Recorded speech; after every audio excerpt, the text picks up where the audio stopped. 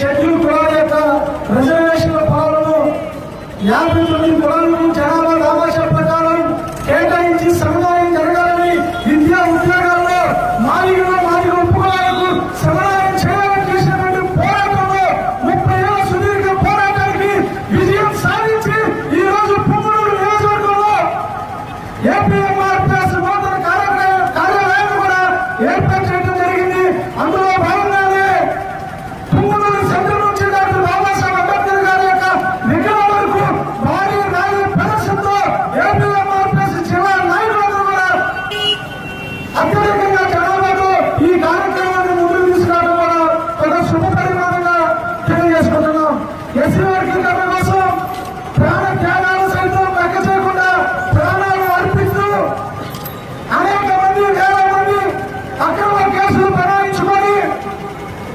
రాష్ట్ర రూపాయలు రోజు రూపాయలతో సైతం మాదిగ బిడ్డల కోసం మాదిగ జాతి సంక్షేమం కోసం ఆర్థికంగా ముందుకెళ్ళడం కోసం చేసేది అనేక పోరాటాలు మాదిగలు గల్లీ నుంచి ఢిల్లీ వరకు అనేక ఉద్యమ బాట పట్టి అనేక సమస్యల మీద పోరాటం చేస్తూ ఢిల్లీ పీఠాలు సైతం కలిగింపజేసిన ఒకే ఒక ఉద్యమం దండోరా ఉద్యమం. దండోరా ఉద్యమం ఒక సామాజిక స్పృహ కలిగిన ఉద్యమంతో వర్గీకరణ ఉద్యమే కాదు, సామాజికంగా వెనుకబడిన కులాలకు కూడా సమన్వయం కోసం చేసిన పోరాటమైనటువంటి ఒకే ఒక ఉద్యమం దండోరా ఉద్యమం మరి సందర్భంగా తెలియజేసుకుంటున్నాం. ఈ జిల్లాలో అనేక సమస్యలు, అనేక బాధలు, భూములు కోల్పోవడం దగ్గర నుండి అనేక సమస్యల మీద ఉన్నటువంటి నా జాతి బిడ్డలకు తగ్గించడం కోసం 30 ఏళ్ల తర్వాత వర్గీకరణ సాగరం తర్వాత ఇదే పుంగనూరులో ఏపీఎంఆర్పీఎస్ కార్యాలయాన్ని ఏర్పాటు చేసి ప్రతి మాదిగ జాతి బిడ్డకు